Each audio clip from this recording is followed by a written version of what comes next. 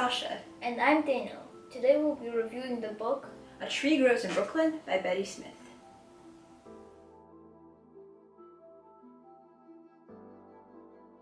In the channel introduction video, I mentioned that A Tree Grows in Brooklyn is my favorite book. Daniel's is The Inquisitor's Tale. He will be making a video about that book, so please go watch it. I would now like to make a disclaimer. This book is definitely PG-13. I do not suggest reading it if you are under 13. If you are under 13 and would like to read it, I suggest asking a parent first. Okay, disclaimer's over.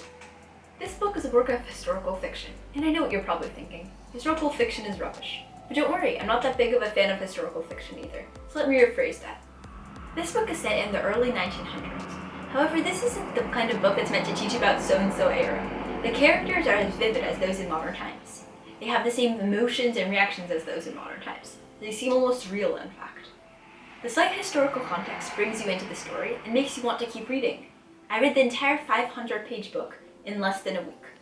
I'm not kidding, it's really, really, really addicting. Now you may ask, what is this book about? Well, this can be best explained in the foreword of the book. As much as any beloved book in the canon, A Tree Grows in Brooklyn illustrates the limitations of plot description. In its nearly 500 pages, nothing much happens. Of course, that's not really accurate. Everything that can happen in life happens, from birth to death to marriage, but these things happen in this slow, sure, meandering way, that they happen in this slow, sure, meandering river of real existence, not the clanking and then that lends itself easily to event synopsis. If afterwards someone asks you, what is this book about? Surely one of the most irritating and reductionist questions in the world for reader and writer alike, you would not say, well, it's about the time a man went on a bender and lost his job, or about a woman who works as a janitor in a series of tenement buildings. A Tree Grows in Brooklyn is not the sort of book that can be reduced to its plotline. The best anyone can say about it is it is a story about what it means to be human. I love this quote because it sums up what elementary school book reports couldn't. Not every story has a plotline that can be reduced to this story is about. Speaking of quotes, what is your favorite one from the book? Comment it down below and I will reveal mine at the end of the video. I will now, as best as I can, summarize the book, as well as discuss one piece of symbolism which I found very interesting. If you do not want any spoilers for the book, please skip to this timestamp. This book is written from many different perspectives from a third-person narrator.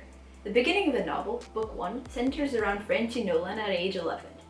She is described as an intelligent young girl who enjoys reading books in the firescape above the tree that likes poor people. Book 2 is a flashback to the past, which talks about her family, both sides of it, and how they met and interacted. Book 3 has a very complicated plot, which mostly centers around Francie growing up and coming of age. This contributes to the theme of innocence, showing drastic differences between Francie as a child and Francie as a teenager. In Book 4, Francie's life changes as she becomes a part of the adult community around her. She has a job and earns money, but remains a child at heart. Book 5 centers around Francie leaving behind her childhood and the tree which she grew up with, as a finale to all of her adventures. One of the main concepts of symbolism in this book is the tree for which it is named for. The one tree in Francie's yard was neither a pine nor a hemlock. It had pointed leaves which grew along green switches which radiated from the bough and made a tree which looked like an open lot of green umbrellas. Some people called it the tree of heaven.